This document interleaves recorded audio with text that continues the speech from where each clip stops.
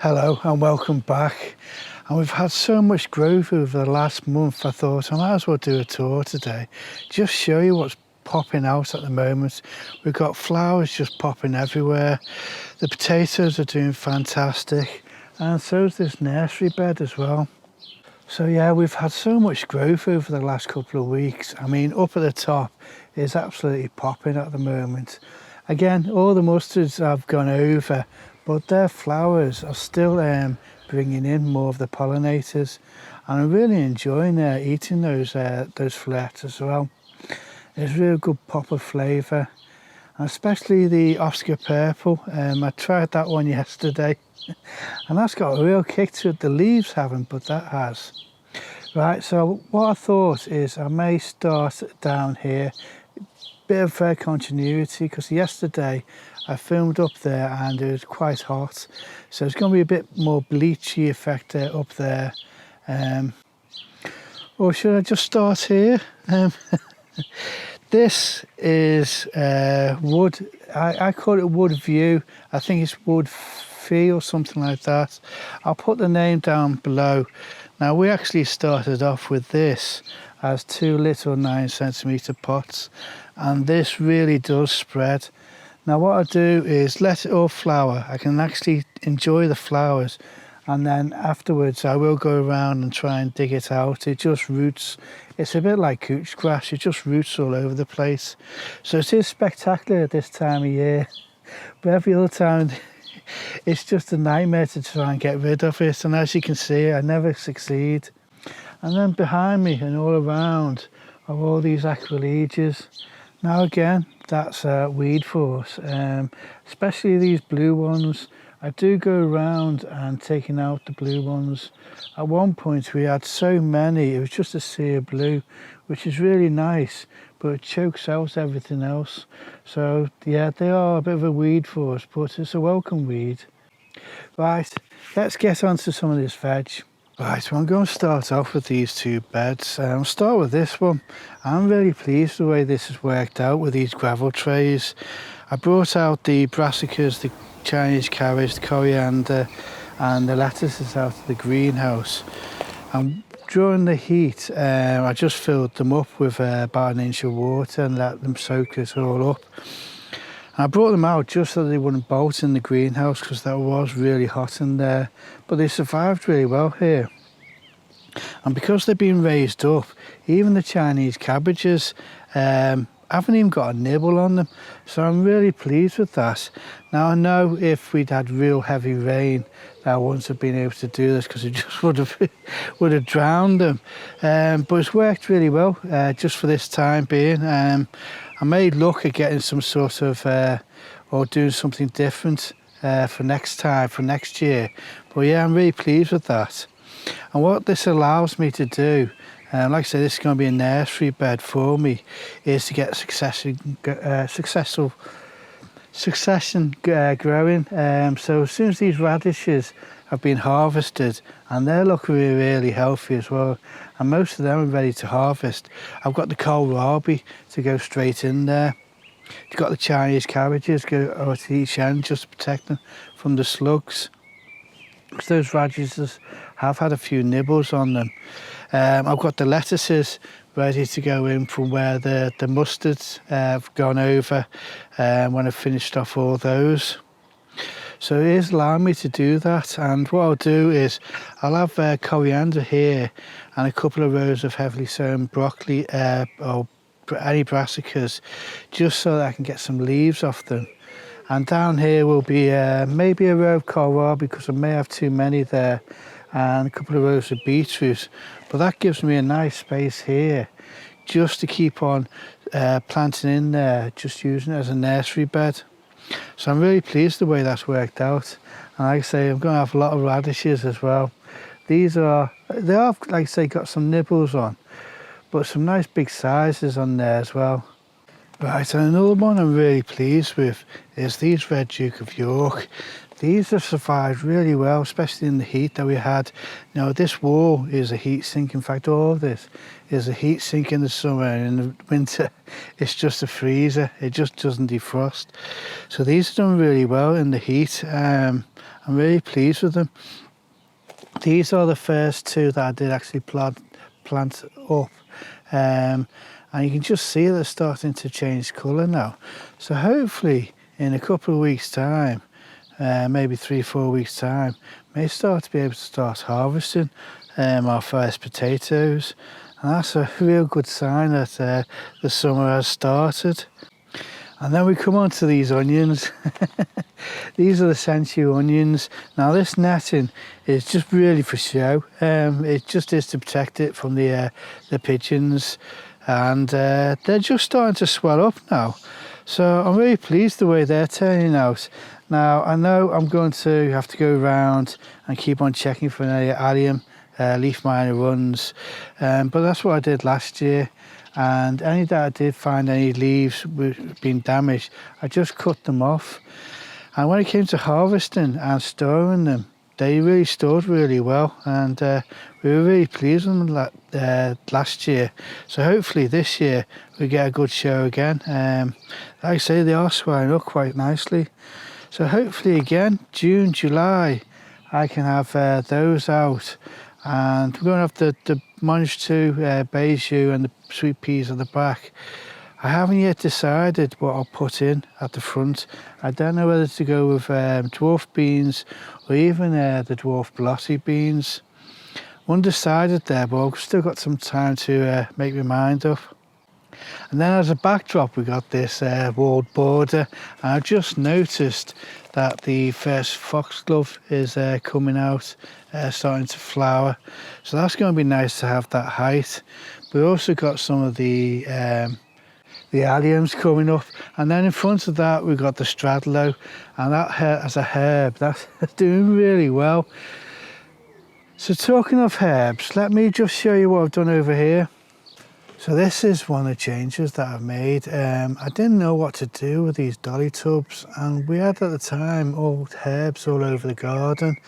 And what I've done now is put them all in one area, so it's really easy just to come and harvest or cut any down so if you want them for drying. So we've got 2 times celery leaf, oregano, and a hot and spicy oregano, and it's exactly the same for that dolly tub. And then here, the apple mint is doing really well in these watering cannons. That's come back for its 2nd year. Then we've got barbecue rosemary and common rosemary as well. This all smells really nice. So I'm quite pleased with this. It gets enough heat during the daytime, but not too much that these dry out too much. And I haven't done the guttering yet on the shed, so they get plenty of water when it rains. Right, and then we come to these rockets. I know it's a bit of a hiddly-piddly way of protecting it. What we're doing is just protecting it against the pigeons. What they were doing is just sitting on the tubs and just munching away. But it's so nice to come down here and start picking fresh rocket. And it's pretty potent rocket at the moment. It's a real strong flavour to it. Maybe that's because it's a couple of years old. I don't know now. There you go, there's a question. Does rocket become stronger as it gets older as a plant? These are probably coming up to about 2 years, certainly over 18 months. So yeah, it's a strong leaf plant at the moment. So what I'm going to do is I'm going to keep 2 here and put 2 behind the greenhouse, probably in a couple of weeks time. I was really surprised that during this heat that we didn't get more flowers. I was expecting it to start to bolt pretty early. But that way, if I put 2 behind the greenhouse, that should hopefully slow it down, and then we can harvest from the other 2. And then I'll see how much of a difference there is, and if I've started harvesting too much off here. But I know what it was like last year. We just had that much rocket, and I'm hopefully going to get that again. And then as we've harvested too much of these 2 plants, move those behind the greenhouse and move the ones behind the greenhouse back here, and just maybe try that. Whether I keep on doing that, I don't know. We'll just see. It's the first time we've had them in the pots. We had them in the beds last year, so Yeah, we'll see how that goes. Bit of a learning experience, but they are, yeah. It's really nice to come down here and get a fresh rocket whenever you want it.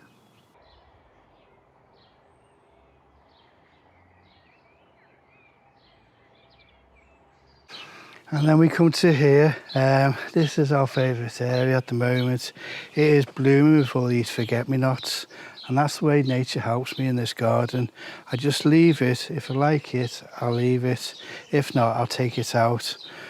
And then we've got the wisteria as well. And it's so hard to capture all this in one shot. But the wisteria, sitting underneath that in the evenings, especially on the still evenings, just getting that fragrance just wafting around. And there's so many bees just humming away in it. And this border, I just lose so much time. There's so many bees going round and round. The forget-me-nots, the veronicas, the aquiledias. The bluebells are just going over now. But they've been quite short this year just because of the heat. But yeah, this is nature at its best, really, the way it helps you in the garden. The forget-me-nots are all completely self-seeded. So all I do is just leave them to go over a little bit. It's lazy gardening, and it really helps, it really works. And then I just leave it so it goes over. They got the sparrows have some seeds to eat, the dunnocks, and we have the goldfinches also coming down, eating some on some of the seed.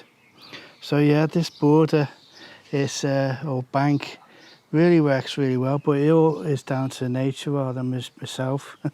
I can't take any credit, really. It's the same with the aquiledias. I just let them come up and then see which variety or colours they are. It's the blue ones that I do take out. They seem to be more prolific within the garden, and they don't stand out as well against the forget-me-nots. But these veronicas with the aquiledias giving that little bit of height above the forget-me-nots. Hopefully it works well. Hopefully it comes across on the camera. I'm torn off. Lazy gardening. I've left this branch. Instead of cutting them all back, I've left this branch. And what I'll do is later on in the summer is cut this back. But at the moment, I've got all these extra flowers and the smell is fantastic. Now, this isn't just an excuse to get another shot of the backdrop in. These pots, and they are well worth a mention. These nemesias are wisely vanilla, or vanilla wisely, and they're called vanilla because of the vanilla fragrance. And it's a real strong fragrance. So if you've got a seating area outside, these are a good investment to have. Because right away through the summer, you're going to have this strong fragrance, especially on those still nights. It's really nice to sit here, to have the bees going around the wisteria and the smell of the wisteria, and then you get the wafts of this vanilla as well.